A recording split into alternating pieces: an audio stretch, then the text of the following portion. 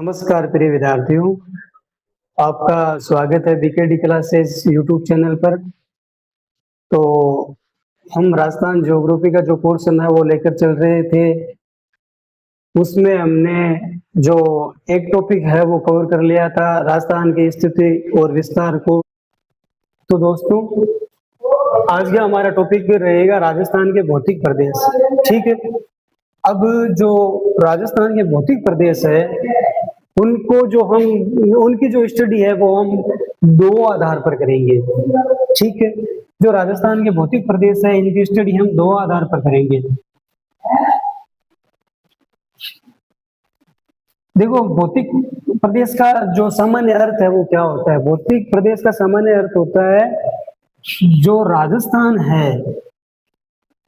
ठीक है, ये हमारा राजस्थान हो गया। इस राजस्थान में देखो कई सारे बड़े बड़े जो समान जहाँ की जलवायु और जैसे भौतिक प्रदेश का एक तो उच्चावच के आधार पर और एक जलवायु के आधार पर, इन दोनों का आधार मानकर जो जलवायु जहाँ की समान जलवायु है जिस क्षेत्र के, उसको एक प्रदेश एक क्षेत्र के नाम से जाना गया। जहाँ के उच्चावच के आधार पर किसी को पर्वत के आधार पर किसी को अरावली पर्वत बना दिया, किसी पठारी बाग बना दिया, किसी को मैदान बना दिया। तो इस प्रकार जो राजस्थान है उसमें देखो सामान्यतः ये तो हो गया मरुस्थल, ठीक है, और ये अरावली, और इस प्रकार ये जो मैदान है ये हो गया पूर्वी मैदान, और ये हो गया हाड़ौती पठार। तो देखो दोस्तों, आपको याद क्या रखना है, मेरे कहने का मतलब है कि जो भौतिक प्रदेश है वो यही है, यही भौतिक प्रदेश है राजस्थान के। मतलब वो क्षेत्र जहाँ पर उच्चावच या फिर जलवायु की समानता के आधार पर एक एक भौतिक प्रदेशों में बांटा गया हो, एक एक क्षेत्र में। तो भौतिक का मतलब हो गया जहाँ के मतलब जलवायु, यहाँ के स्थल, उच्चावच, यहाँ का जो वर्षा, ये कई कारक है, भौतिक कारकों के आधार पर ही क्षेत्रों को भौतिक प्रदेशों में बांटा गया है। ठीक है। तो इसका जो अध्ययन है, हम भौतिक प्रदेश का अध्ययन वो दो प्रकार से करेंगे दोस्तों। फर्स्ट हमारा रहेगा भौगोलिक आधार पर, भौगोलिक आधार पर। ठीक है दोस्तों। और जो सेकंड दूसरा रहेगा ना, वो हमारा रहेगा व्यक्तिगत आधार पर, व्यक्तिगत आधार पर। अब आप ये बोलोगे ये क्या है सर, भौगोलिक आधार पर, व्यक्तिगत आधार पर। तो देखो, भौगोलिक आधार का मतलब ये हो गया कि जो कोई क्षेत्र है उसकी मतलब भौगोलिक कारक है उन पर निर्भर करती है। वो जो क्षेत्र का जो हमने नाम दिए है या फिर उस क्षेत्र को एक क्षेत्र से अलग किए हैं, तो वहां की जलवायु, उच्चावच, वर्षा, मृदा, उसका ऊंचाई, ये सारे जो भौगोलिक कारक है उनके आधार पर है। वो राजस्थान को मुख्य रूप से मैंने बता दिया 4 भागों में बांटा गया है। ये हम सामान्य सामान्य बातें करते हैं। देखो, इसको मुख्य रूप से 4 भागों में बांटा गया है भौगोलिक आधार पर। ठीक है, मैंने बता दिया ये 4 भाग ये रहे। एक तो रहा मरुस्थल, एक अरावली, एक पूर्वी मैदान और एक हाड़ौती पठार। और व्यक्तिगत आधार पर देखो, अब व्यक्तिगत इस भौगोलिक आधार पर तो अब एक जैसे मैं बता दूं, मैं राजस्थान आया। ठीक है, राजस्थान आते ही मैंने सबसे पहले देखिए एक बहुत राजस्थान के उत्तर पूर्व से लेकर दक्षिण, उत्तर पश्चिम से लेकर राजस्थान के दक्षिण पश्चिम से लेकर उत्तर पूर्व के मध्य मैंने एक बहुत बड़ी पर्वत श्रृंखला देखी। तो मैंने एक इसका ये बता दिया कि मैंने एक तो ये बता दिया कि राजस्थान में भौतिक प्रदेश एक तो इस प्रकार के जहाँ की सेम जलवायु है इस क्षेत्र की, इसको मैंने एक भौतिक प्रदेश दे दिया। उसी प्रकार मैंने एक दे दिया कि इस जो ये जो अरावली पर्वतमाला है इससे पश्चिम की तरफ पूरा राजस्थान सूखा सूखा पड़ा है, तो उसका मैंने कुछ नाम दे दिया। फिर उसके बाद में अरावली के उस तरफ मैदान हरियाली दिखी तो उसका कुछ नाम दे दिया। फिर वहां पर एक पठार दिखा तो पठार। इस प्रकार तो मेरे कहने का मतलब है कि जो मुझे दिख रहा है वही तो बाकी को दिखेगा ना। तो भौगोलिक आधार पर राजस्थान का एक प्रकार से अभी तक विभाजन किया गया है, बस एक ही प्रकार से ये है, जो मुख्य रूप से उसमें 4 भाग है।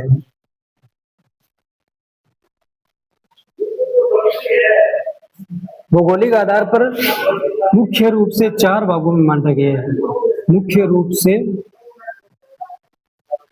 4 भागों में बांटा गया है, भागों में बांटा गया है।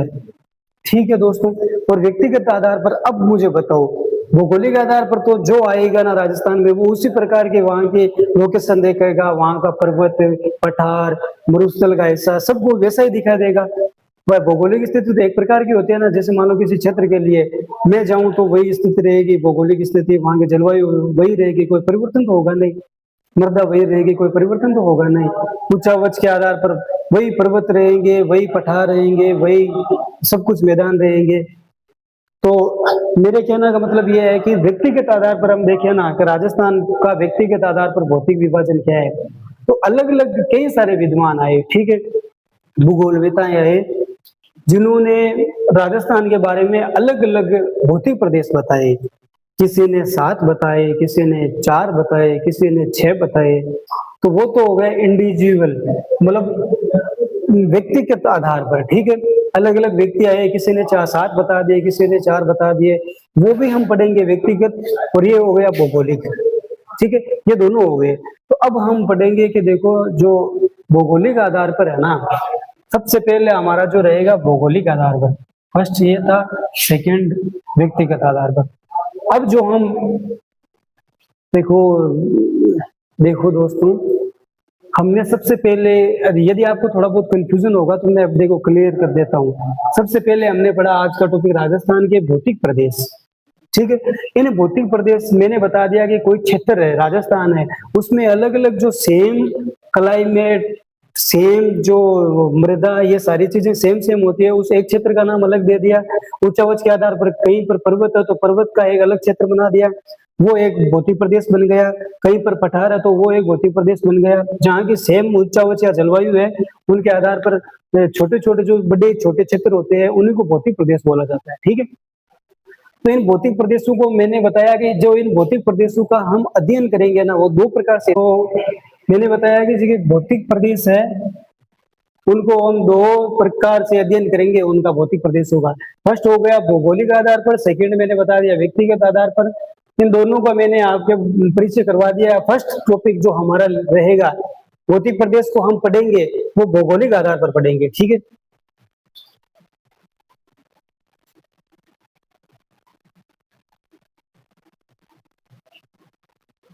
अब हम क्या पढ़ेंगे, भौतिक प्रदेशों को भौगोलिक आधार पर पढ़ेंगे, ठीक है।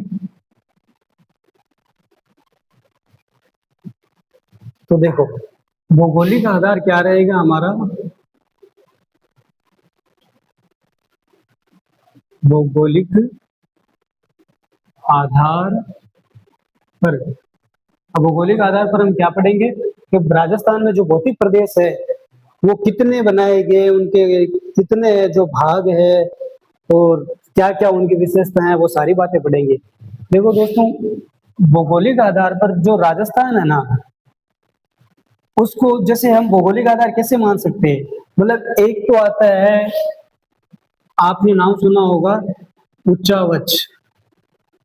ऊंचावच, अब ऊंचावच क्या होता है, देखो कोई भी क्षेत्र है, जैसे राजस्थान में, इंडिया का कोई सा भी क्षेत्र ले लो, तो इंडिया में जहां पर ऊंचावच का मतलब ज्यादा ज्यादा ऊंचाई है, उससे कम ऊंचाई है, फिर निम्न ऊंचाई है, तो इस प्रकार ऊंचाई के आधार पर है वो ऊंचावच का कोई हम क्षेत्र पर विभाजन करें तो वो भौगोलिक वो जो आधार है वो ऊंचावच रह जाएगा उस क्षेत्र पर। जैसे मैंने बता दिया कि राजस्थान का ये हिस्सा ऊंचा है, ये नीचा है, तो मैंने ऊंचावच के आधार पर है वो इसका अनुमान लगाया है, ठीक है। तो देखो ऊंचावच के आधार पर एक तो चीज सबसे पहले ऊपर होता है, वो तो होता है पर्वत। ये हो गया पर्वत, माउंटेन, ठीक है। इससे जो नीचे होता है, नीचे कम जो ऊंचाई का होता है वो होता है पठार, ऊपर से समतल होता है पठार, मतलब प्लेट्यू। इससे जो नीचे होता है ना, वो होता है दोस्तों मैदान। मैदान मतलब प्लेन। ठीक है, ये तीन चीजें हैं वो उच्चावच के आधार पर चलती है। उच्चावच के आधार पर हम किसी भी क्षेत्र को तीन प्रकार से मतलब उसका अध्ययन कर सकते हैं या फिर तीन भागों में विभाजित कर सकते हैं। जैसे एक तो हो गया ऊंचा ऊंचा, जिसकी सर्वाधिक ऊंचाई है क्षेत्र की, पर्वत कहलाएगा। जो उससे कम ऊंचाई है वो पठार कहलाएगा। और जो समतल है, प्लेन है, वो मैदान कहलाएगा। ठीक है, तो राजस्थान को उच्चावच के आधार पर राजस्थान का जो वर्गीकरण है, अब आप देखना, ये हमारा हो गया राजस्थान।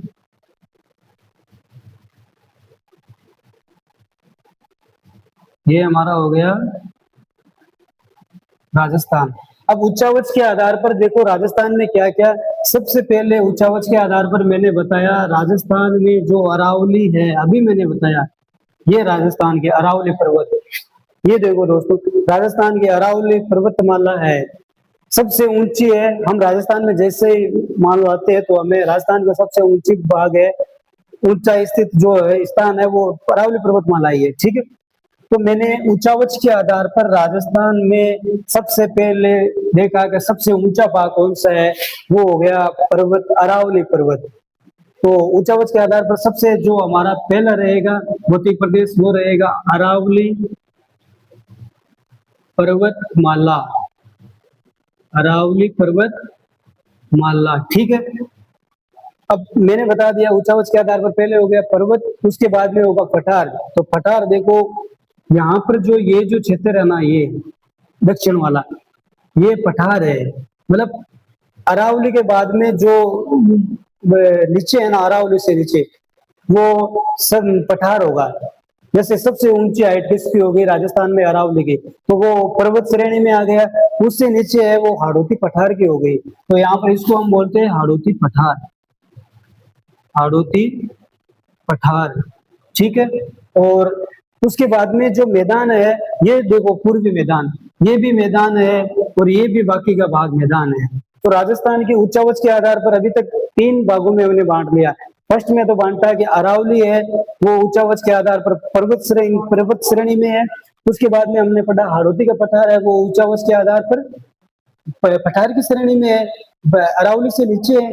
और फिर हमने पढ़ लिया कि बाकी का दो भाग बचे हैं वो मैदान है। मैदान का मतलब हम मैदान को किस प्रकार, ये भी मैदान है, ये भी मैदान है। अब मैदान को मैदान ही कहेंगे, अलग नाम से थोड़ी चलेंगे। ठीक है, तो अब हम अध्ययन करेंगे कि देखो दूसरा जो हमारा फैक्टर रहता है, पहला फैक्टर तो भौगोलिक आधार पर राजस्थान को बांटना है ना, तो पहला हम फैक्टर लेंगे उच्चावच के आधार पर। दूसरा है वो रहेगा जलवायु, जलवायु के आधार पर। ठीक है, ये जलवायु के आधार पर। अब देखो पर्वत की उच्चावच के आधार पर सबसे ऊंचा भाग राजस्थान में अरावली पर्वतमाला है, हमने कह दिया अरावली पर्वतमाला है। डायरेक्ट हमें हमारे को एक भौतिक प्रदेश मिल गया। उसके बाद में हमने कह दिया कि एक पठार भी है, वो हाड़ौती का पठार है, तो हमें दूसरा भौतिक प्रदेश मिल गया राजस्थान का। तीसरे नंबर पर हमने कहा कि मैदान भी है, एक तो अरावली से हाड़ौती के बीच में मैदान है, एक है हाड़ौती से लेकर पश्चिम में मतलब अरावली से पश्चिम में एक मैदान है। तो अब जो जलवायु फैक्टर है ये हमारे अब काम आएगा। तो भूगोलवेताओं ने कहा, ठीक है, कई विद्वानों ने कहा कि ये जो दोनों प्लेन क्षेत्र है, अब इनको कैसे डिवाइड कर सकते हैं। तो इनको देखो, अब सेम प्लेन तो है नहीं। अब दोस्तों देखो, आपको मैं ये बात बताना चाहता हूँ, यदि कोई क्षेत्र है, चाहे राजस्थान का बाहर का है चाहे कहीं का है, यदि उसमें 20 से 25 सेमी से जो वर्षा है वो कम होती है, तो वो जो क्षेत्र है ना वो मरुस्थल कहलाता है। आपको ये बात याद रखनी है। यदि कोई क्षेत्र है, जैसा मेरा क्षेत्र है, ठीक है, तो यदि मेरे गांव में यदि 20 सेमी से 25 सेमी से कम वर्षा होती है ना, 20 से लेकर 25 सेमी से कम वर्षा होती है, तो वो क्षेत्र मेरा मरुस्थल में आ जाएगा।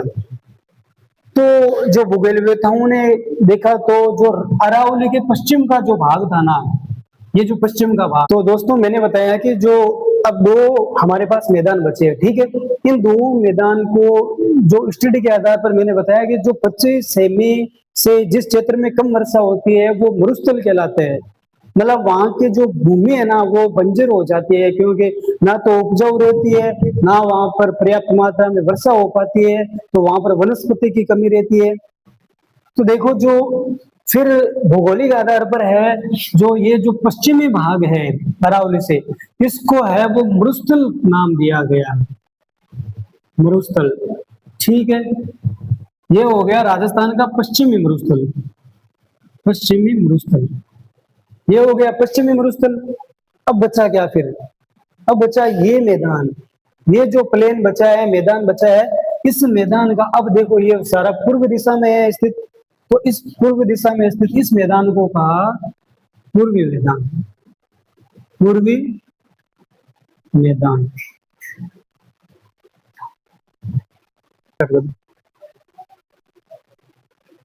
तो हमने जलवायु के आधार पर है वो देखो राजस्थान को, अब उच्चावच के आधार पर तो हमने 3 भागों में बांट दिया राजस्थान को, ठीक है।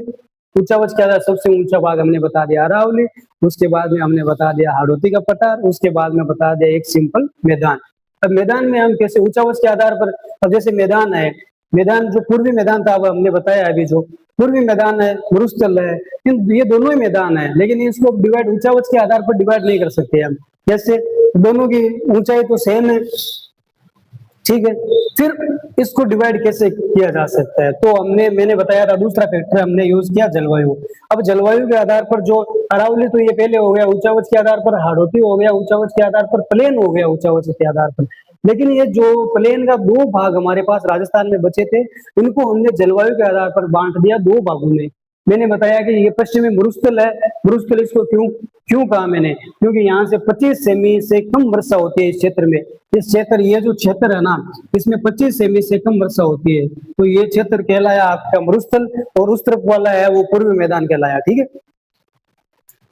अब देखो जो फैक्टर अगला बना वो बना था पश्चिमी, इसके जलवायु के आधार पर पश्चिमी मरुस्थल, पश्चिमी मरुस्थल एक बना, और एक बन गया आपका पूर्वी मैदान, पूर्वी मैदान, ये हमने ले लिया जलवायु के आधार पर। तो अब देखो, अब डायरेक्ट जो मैं बात आपको समझाना चाहता था ना, वो डायरेक्ट यही बात है कि राजस्थान का जो भौगोलिक आधार पर जो भौतिक विभाजन है, भौतिक प्रदेशों का विभाजन है, वो 2 आधार पर किया गया। उच्चावच के आधार पर हमने 3 भाग निकाले, और जलवायु के आधार पर हमने जैसे 3 में से 1 भाग को डिवाइड कर दिया, एक को मरुस्थल कर दिया और एक को हमने पूर्वी मैदान कर दिया, तो 2 भाग यहाँ से आ गए, 2 यहाँ से आ गए। तो मेरे कहने का मतलब है कि भौगोलिक आधार पर है वो राजस्थान को 4 भागों में बांटा गया है, आपको याद रखना है। 4 भाग कौन कौन से? फर्स्ट भाग पर हम ले लेते हैं पश्चिमी मरुस्थल, दूसरे भाग पर आता है अरावली, और तीसरे भाग पर जो आता है वो आता है पूर्वी मैदान, और ये जो हमारा चौथा भाग है ये रहा हाड़ौती का पठार। तो इसी के आधार पर हम कह सकते हैं कि राजस्थान को भौगोलिक आधार पर 4 भागों में बांटा गया है। वे 4 भाग है, पहला तो रहा आपका पश्चिमी मरुस्थल, फिर उसके बाद में रहा अरावली, फिर रहा पूर्वी मैदान, उसके बाद में रहा हाड़ौती का पठार, ठीक है। उम्मीद करता हूँ कि ये आपको समझ में आ गया होगा। राजस्थान का भौगोलिक आधार पर है वो भौतिक विभाजन में, भौतिक विभाजन, ठीक है। आप एक बार स्क्रीनशॉट ले लो इसका।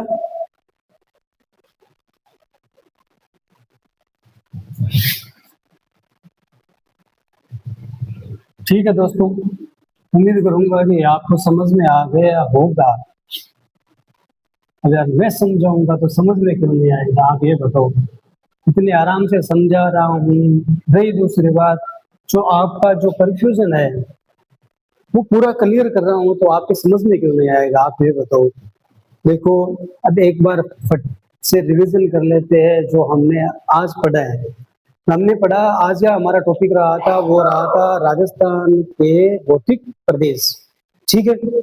अब भौतिक प्रदेश में हमने सबसे पहले पढ़ा था कि हम भौतिक प्रदेशों का 2 प्रकार से, 2 आधार पर, जैसे हम किसी चीज को आधार मानकर कोई चीज में विविधता करते हैं या फिर किसी के लक्षण बताते हैं ना, तो उस वो आधार 2 आधार लिए थे हमने। पहला मैंने लिया था भौगोलिक आधार, दूसरा लिया था हमने व्यक्तिगत आधार, ठीक है। अब राजस्थान के मैंने सामान्य बात दोनों जो आधार है उनके बारे में बात की। भौगोलिक आधार होता है कि जैसे कहाँ की जलवायु है, कोई क्षेत्र है, उसकी उच्चावच है, ऊंचाई है, निम्न है, निम्न तल है, मध्यम तल है, उसकी जलवायु कैसी है, वर्षा कितनी होती है, मृदा कैसी है, किस क्षेत्र में कितनी दूर तक मृदा है, उसको एक प्रदेश का नाम दिया गया। उसी आधार पर मैंने बताया कि ये तो हो गया भौगोलिक आधार पर। व्यक्तिगत आधार पर मैंने बताया डायरेक्टली कोई व्यक्ति है वो आकर बाय, जैसे मान लो आप हो, मैं हूँ, कोई भी है व्यक्ति, वो जितने भागों में राजस्थान को, किसी ने 7 भागों में बताया, किसी ने 8 भागों में बताया, तो इस प्रकार वो हो गया व्यक्तिगत विभाजन, व्यक्तिगत आधार पर। ठीक है, उसके बाद में हमने पढ़ लिया कि भौगोलिक आधार पर राजस्थान को 4 भागों में बांटा गया है। ठीक है, अब आपको ये 4 भाग है, इनके नाम याद रखने हैं, क्योंकि पूरी जो ज्योग्राफी है ना राजस्थान की पूरी ज्योग्राफी, मैंने सबसे पहले बात तो ये बताई थी कि राजस्थान की ज्योग्राफी है वो राजस्थान के मैप पर टिकी है। मतलब राजस्थान का मैप जिसको अच्छे से याद है और जिसको राजस्थान के मैप के बारे में सारा नॉलेज है ना, उसकी राजस्थान की ज्योग्राफी है वो पक्की कंप्लीट याद हो जाएगी, क्योंकि मैप के बेस पर ही ज्योग्राफी को समझाया जा सकता है या समझा जा सकता है। रही दूसरी बात, अब मैंने एक बात बता दिया कि राजस्थान के ये जो मुख्य भौगोलिक रूप से 4 भाग बताए, इनको आपको याद रखने हैं। ये है पूरी राजस्थान की ज्योग्राफी इन 4 भागों पर ही टिकी हुई है। यदि आप राजस्थान में कोई सा भी चैप्टर उठा के देख लो, कोई सा भी, वो इसी ये जो है इसी के आधार पर समझाया जाएगा, इसी के आधार पर वो आपको पढ़ना पड़ेगा। ये मैंने बता दिया। मरुस्थल आपको याद रखना है, ये राजस्थान के मरुस्थल, ठीक है, राजस्थान के पश्चिम दिशा मरुस्थल, इसका मैंने बताया था अरावली, ये मैंने बताया था पूर्वी मैदान, ठीक है, और ये मैंने बता दिया था हाड़ौती पठार प्लेट्यू। ठीक है दोस्तों। अब देखो, अब आज जो हम चर्चा करेंगे ना आगे, वो इन्हीं क्षेत्रों के करेंगे। जैसे मरुस्थल के बारे में चर्चा करेंगे आज, अरावली के बारे में सामान्य चर्चा करेंगे, पूर्वी मैदान के बारे में सामान्य चर्चा करेंगे, हाड़ौती के बारे में सामान्य चर्चा करेंगे। सबसे पहले इनके बारे में, ये जो 4 भौगोलिक प्रदेश है, इनके बारे में सामान्य बातों का हम आज अध्ययन करेंगे, फिर इनको डीप से पढ़ेंगे, क्योंकि एग्जामिनर है राजस्थान के भौतिक प्रदेशों में से कम 2 या 3 क्वेश्चन हर एग्जाम में, सीटी नहीं, प्रत्येक एग्जाम, राजस्थान का कोई भी एग्जाम ले लो, आपके जो राजस्थान की स्थिति विस्तार पढ़ाया था उसमें से या तो 1 क्वेश्चन बनेगा या फिर 2 क्वेश्चन बनेगा आपके सीटी एग्जाम में। और जो भौतिक प्रदेश है इसमें से कन्फर्म आपके 2 तो बनेंगे, 2 से 3 भी बन सकते हैं। ठीक है, अब देखो, अब इनके बारे में हम किन किन बातों का अध्ययन करेंगे वो आप याद रखना। एक तो देखो, इनका जो क्षेत्रफल है, इसका क्षेत्रफल कितना है, अरावली का कितना है, पूर्वी मैदान का कितना है, हाड़ौती का कितना है, इनके क्षेत्रफल के बारे में अध्ययन करेंगे। ठीक है, उसके बाद में हम करेंगे जनसंख्या के बारे में अध्ययन। इस क्षेत्र में जनसंख्या कितनी रहती है, किसमें कितनी रहती है, अरावली में, ये जो हाड़ौती का पूर्वी मैदान है इसमें कितनी जनसंख्या रहती है, इसमें कितनी रहती है। 2 बातें, 2 पॉइंट हो गए हमारा। तीसरा पॉइंट हमारा जो रहेगा वो रहेगा उत्पत्ति। ठीक है, इन 3 पॉइंटों के बारे में बात करेंगे। इसकी उत्पत्ति कैसे हुई, इसकी उत्पत्ति कैसे हुई, इसकी उत्पत्ति किससे हुई, इसकी किससे हुई। ठीक है, उत्पत्ति के बारे में। फिर इनके बाद में हम लास्ट में इन चारों की एक टेबल लेकर आएंगे। ठीक है, उस टेबल में इसके बारे में सामान्य जानकारी होगी, वो आपको पूरी याद रखना है, क्योंकि उसी में से एग्जामिनर सवाल पूछता है। अब देखो दोस्तों, जैसे कि मैं पूछ लूं कि जो राजस्थान है, सामान्य तौर पर राजस्थान की उत्पत्ति कैसे हुई है, किन भागों से राजस्थान की उत्पत्ति हुई। अब राजस्थान की उत्पत्ति होने के बाद में जो ये भाग है, मरुस्थल की उत्पत्ति किस भाग से हुई, अरावली की उत्पत्ति किससे हुई, तो हम जो हमारा जो टॉपिक रहेगा अभी, जो उत्पत्ति, देखो अब हम क्या पढ़ेंगे, सामान्य तौर पर हम पढ़ेंगे कि राजस्थान के जो भौतिक प्रदेश है या फिर राजस्थान की उत्पत्ति के बारे में बात कर लेते हैं। ठीक है, राजस्थान की उत्पत्ति कैसे हुई, और जो मरुस्थल है उसकी उत्पत्ति किस क्षेत्र से हुई, अरावली की किससे हुई। तो देखो दोस्तों, आपको याद रखना है, एक विद्वान था भूगोल वेत्ता, ठीक है, उसका नाम था अल्फ्रेड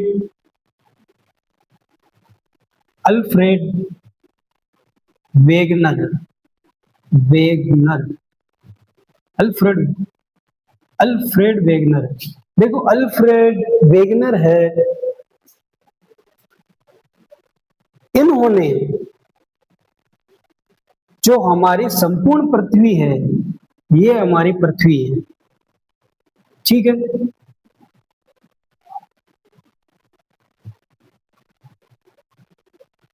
इन्होंने अल्फ्रेड वेगनर ने देखो एक सिद्धांत दिया, उस सिद्धांत का नाम था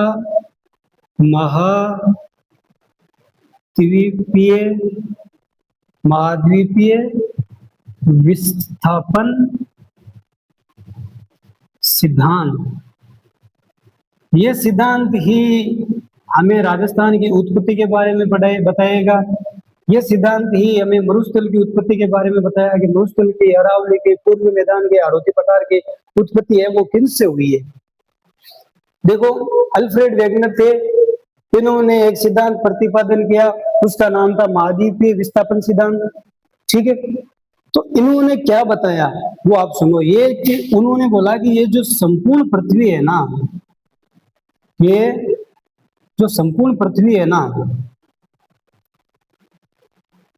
इसका जो जलीय भाग है, संपूर्ण पृथ्वी का जो जलीय भाग है, मेरे कहने का मतलब है दोस्तों पृथ्वी पर जहां जहां जल है उसका इन्होंने नाम दिया पेंथालासा।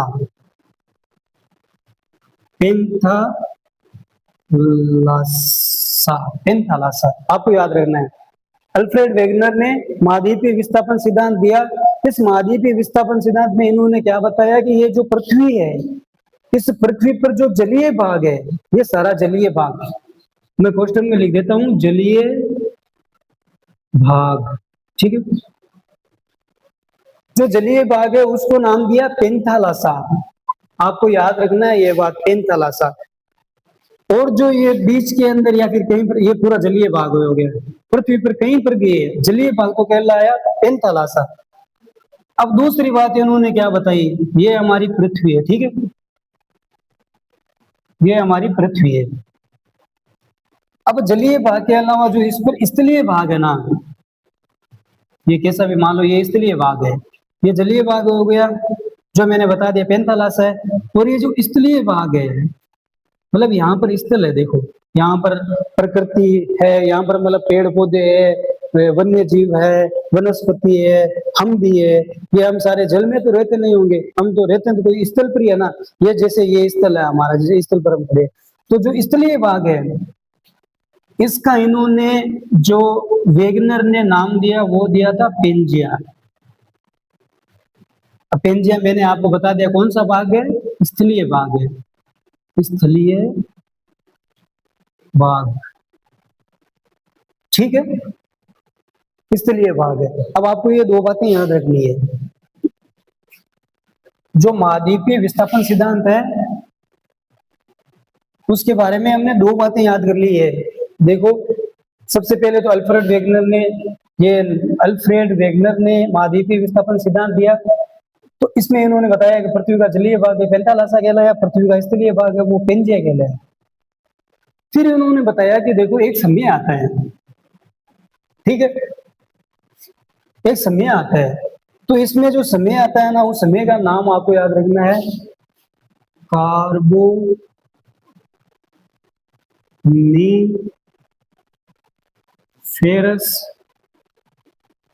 काल। कार्बोनिफेरस काल, देखो दोस्तों ये कार्बोनिफेरस काल एक समय है, एक टाइम पीरियड है, ठीक है, ये एक समय टाइम पीरियड है। ये कार्बोनिफेरस काल में जो पेंजिया है ना उसका विभाजन हो गया है। समय के साथ साथ पेंजिया जो स्थलीय भाग था ना वो दो भागों में विभक्त हो गया। अब देखो ये कार्बोनिफेरस काल की बात बता रहा हूं मैं, ये हमारी पृथ्वी है, इस पृथ्वी पर जो पेंजिया था ना वो दो भागों में विभक्त हो गया। मतलब ये एक तो मान लो ये भाग है उत्तरी भाग हो गया, और एक ये पेंजिया का ये इसलिए भाग है वो दो भागों में टूट गया। डायरेक्ट बात याद रखना। जो ये जो उत्तरी भाग था इसको फिर से अल्फ्रेड वेगनर ने एक नाम दिया, उनका नाम, इसका नाम दिया अंगारा लैंड। ठीक है, अंगारा लैंड। और जो दक्षिणी भाग है इसका इन्होंने नाम दिया गोंडवाना लैंड, गोंडवाना लैंड। ठीक है दोस्तों, आपको क्या याद रखना है, देखो यहां तक तो समझ में आ गया होगा। महाद्वीपीय विस्थापन सिद्धांत 3 बार बता दिया मैंने, उतना कठिन नहीं है जितना आप समझ रहे हो। जलीय भाग पैंथालासा कहलाया, स्थलीय भाग पेंजिया कहलाया। पेंजिया के बाद में एक समय आया, टाइम पीरियड आया जिसका नाम कार्बोनिफेरस काल है। उसमें जो पेंजिया दो भागों में विभक्त हो गया। इसमें जो उत्तरी भाग है पेंजिया का वो कहलाया अंगारा लैंड, और ये दक्षिणी भाग गोंडवाना लैंड। अब इनके बीच में जो ये जो जलीय भाग है ना, ये एक खाईनुमा हो गई, इन दोनों के बीच में एक खाई सी बन गई, और इसमें जल है वो एकत्रित हो गया, और उसका जो जलीय भाग है बीच का वो कहलाया टेथिस सागर। टेथिस सी, टेथिस सागर कहलाया। ठीक है, इनके बीच का भाग टेथिस सागर कहलाया। अब आपको याद क्या रखना है, अब समय के साथ साथ आपको पता है कि जो स्थलीय भाग है पृथ्वी पर वर्तमान में भी जो हमारे महाद्वीप है, इन महाद्वीपों में हलचल होती रहती है। ठीक है, तो ये जो भाग है ना, दोनों अंगारा लैंड और गोंडवाना लैंड, ये समय के साथ साथ धीरे धीरे पास आने लगे। ये जैसे ही पास आए तो इन जगहों पर जिन जो लोकेशन है वो आई, तो अलग अलग लोकेशन, अलग अलग, कोई किसी क्षेत्र का, जो उत्तरी अमेरिका है, उत्तरी एशिया है, ठीक है, इनका जो निर्माण है वो अंगारा लैंड इस क्षेत्र से हुआ था, इस स्थलीय भाग से। जो दक्षिणी एशिया है, अफ्रीका है, ऑस्ट्रेलिया है, इसका जो निर्माण है वो गोंडवाना लैंड से माना जाता है। ठीक है, तो ये जो क्षेत्र दोनों मिले ना आपस में, स्थलीय भाग, तो इनके बीच में टेथिस सागर आ गया। अब जिसका निर्माण हुआ ना, हमारा राजस्थान या इंडिया का निर्माण हुआ ना, वो इस जगह हुआ। देखो हमारा राजस्थान ये ऊपर आया गोंडवाना लैंड, तो हमारा राजस्थान का, इंडिया का निर्माण लगभग यहाँ पर हुआ, इस लगभग यहाँ पर हुआ, जिसमें ये गोंडवाना लैंड का हिस्सा आ गया नीचे से। तो हमारा राजस्थान है वो टेथिस सागर और ये गोंडवाना लैंड, इन दोनों से मिलकर बना है। ठीक है, यहाँ से जो गोंडवाना लैंड ऊपर समय के साथ ऊपर स्थापित हुआ ना, तो उसी के साथ ये दोनों, जो हमारा राजस्थान है वो टेथिस सागर और गोंडवाना लैंड, इन दोनों के मिलने से बना है। ठीक है,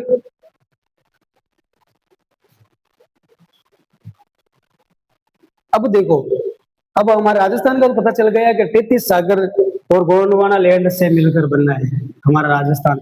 लेकिन अब मैंने बताया कि ये जो महाद्वीपीय विस्थापन सिद्धांत हमने क्यों पढ़ा, एक बार इसका स्क्रीनशॉट ले लो, आप याद रख लेना, साथ साथ नोट्स बनाते हुए चलो, तो आगामी जो सीयूटी एग्जाम है उसमें आपको बेनिफिट होगा। क्योंकि जैसे ही एग्जाम के मान लो 1-2 महीने रहेंगे, एक से 1.5-2 महीना, तो आप, यदि आपके पास नोट्स होंगे तो आप रिवीजन कर लोगे, अन्यथा कैसे रिवीजन कर पाओगे। ठीक है, तो मैंने बता दिया कि राजस्थान का निर्माण है,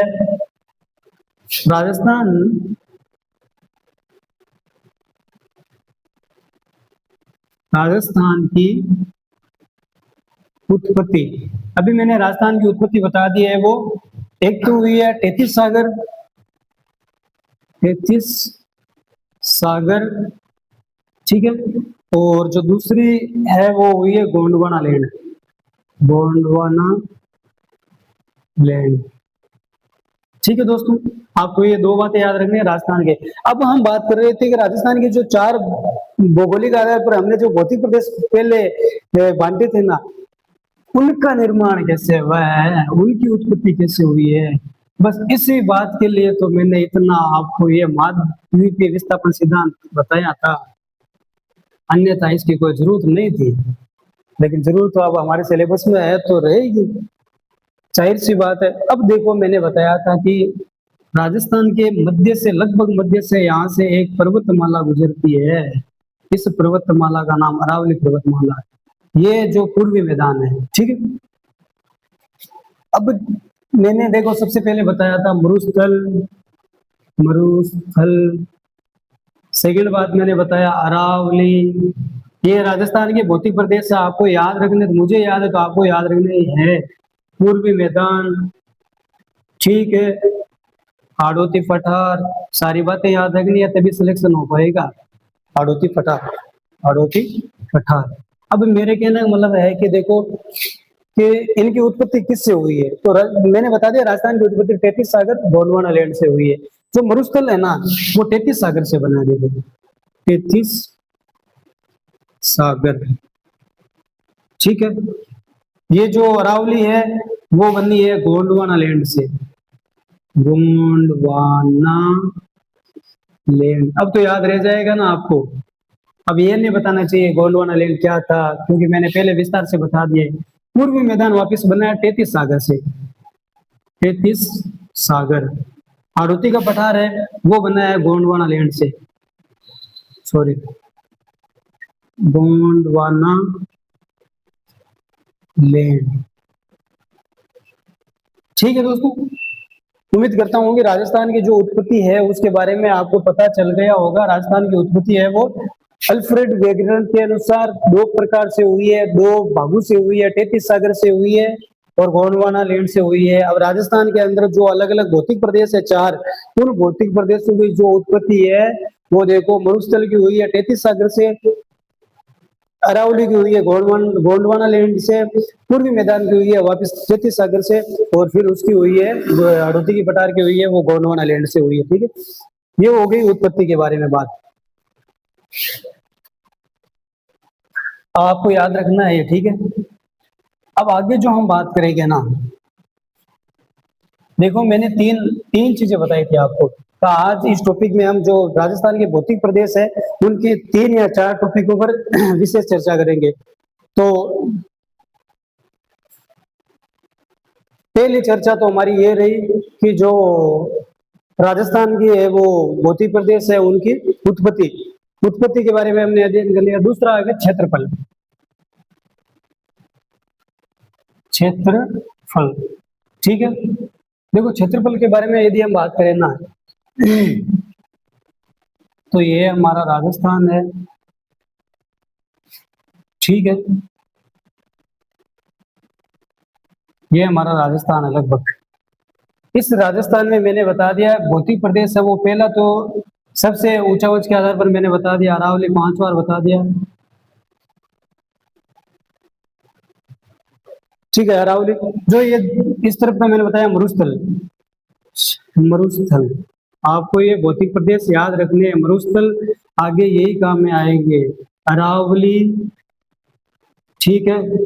ये वापस मैंने बता दिया अरावली कर ये बीच का जो भाग हाड़ौती पठार के वो हो गया पूर्वी मैदान, पूर्वी मैदान, और ये जो हो गया हाड़ौती का पठार, हाड़ौती पठार।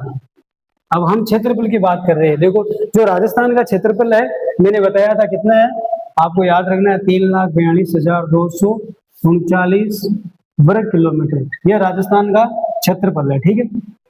तो ये मैं मान लूं कि राजस्थान का क्षेत्रफल है वो पूरा 100% है। तो इस राजस्थान के 100% क्षेत्रफल में से जो मरुस्थल का क्षेत्रफल है ना, ये मरुस्थल हमारा, इस मरुस्थल का क्षेत्रफल है वो लगभग है 61.11%। आपको याद रखना है कितना है, 61.11% है वो मरुस्थल का क्षेत्र है राजस्थान के टोटल क्षेत्रफल का। फिर हमने पढ़ी अरावली। अब देखो अरावली का है वो लगभग 9% है। जो राजस्थान टोटल क्षेत्रफल है उसका 9% है, इसका 3,42,239 का वो केवल अरावली का है राजस्थान में। फिर हम पढ़ते हैं पूर्वी मैदान। पूर्वी मैदान का आपका हो गया, ये हो गए 61.11%, ये हो गया 9%, ये हो गया 2 और 3%। और जो बाकी का बच्चा है हाड़ौती का पठार उसका जो क्षेत्रफल है वो रहेगा 6.89%।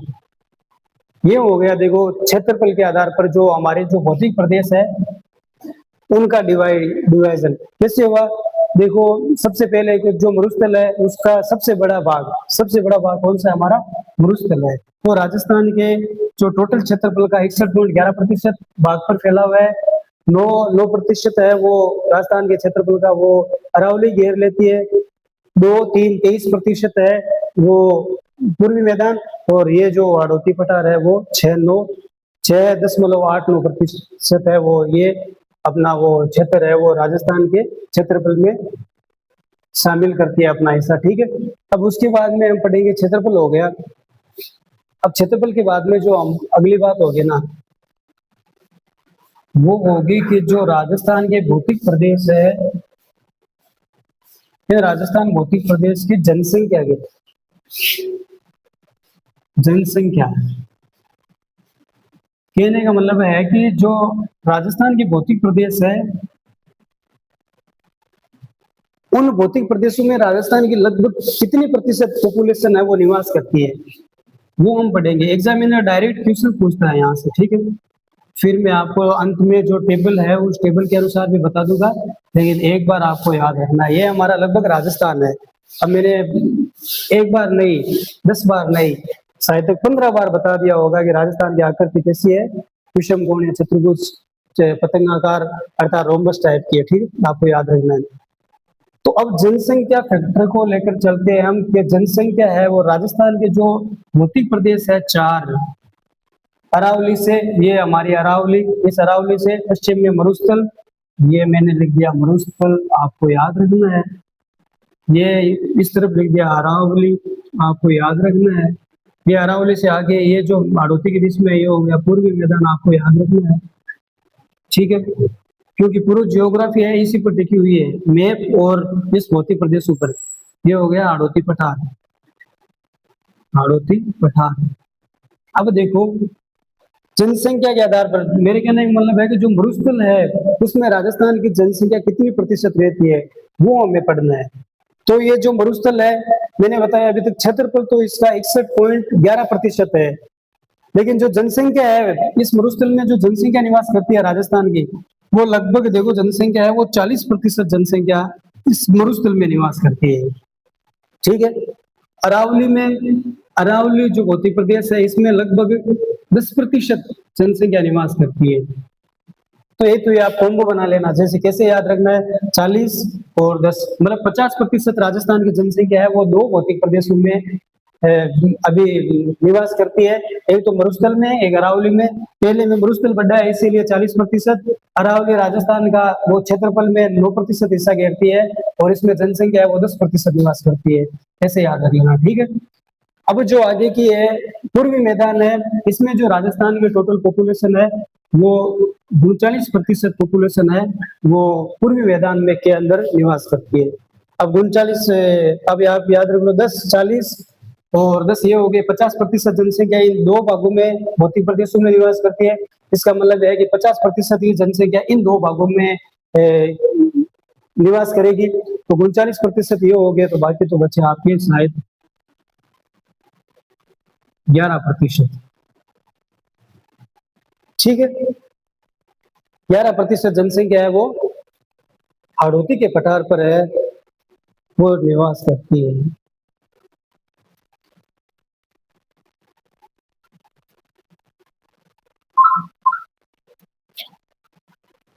ठीक है दोस्तों, और जो राजस्थान की पॉपुलेशन है वो आपको लगभग 6,85,00,000, वो एक बार तो याद नहीं रखना लेकिन याद रख लो लगभग समथिंग 6,85,00,000 के आसपास है। तो आप इसका अब अनुमान लगा सकते हो कि लगभग 6,85,00,000 2011 की जनगणना के अनुसार, अभी तो बढ़ गई है।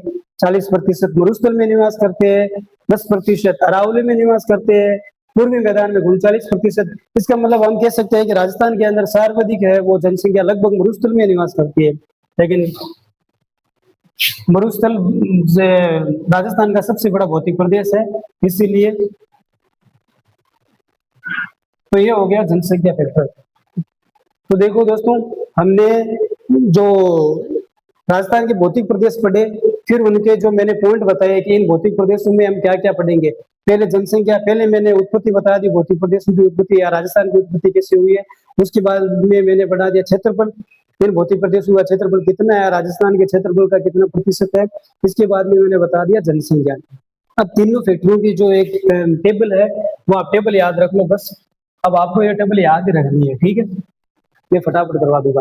देखो ये हमारे हो गए यहाँ पर भौतिक प्रदेश, भौतिक प्रदेश के नाम, ठीक है। यहाँ पर मैं ले लूंगा उत्पत्ति, यहाँ पर मैं ले लूंगा जनसंख्या, क्षेत्रफल, क्षेत्रफल, और यहाँ पर मैं ले लूंगा जनसंख्या, जनसंख्या, ठीक है दोस्तों। इस प्रकार की हमारी एक टेबल रहेगी। अब आपको ये टेबल याद ही करना है।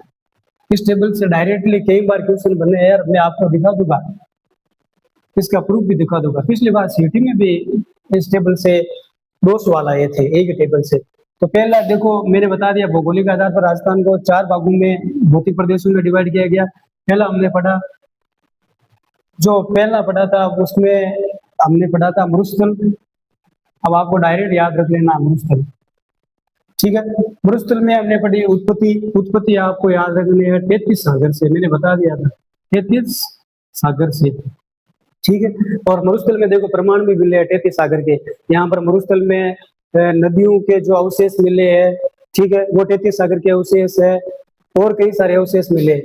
तो उसके बाद में हमने क्षेत्रफल पढ़ा। जो राजस्थान का मरुस्थल है वो टोटल क्षेत्रफल का लगभग मैंने बताया 61.11% है, ठीक है।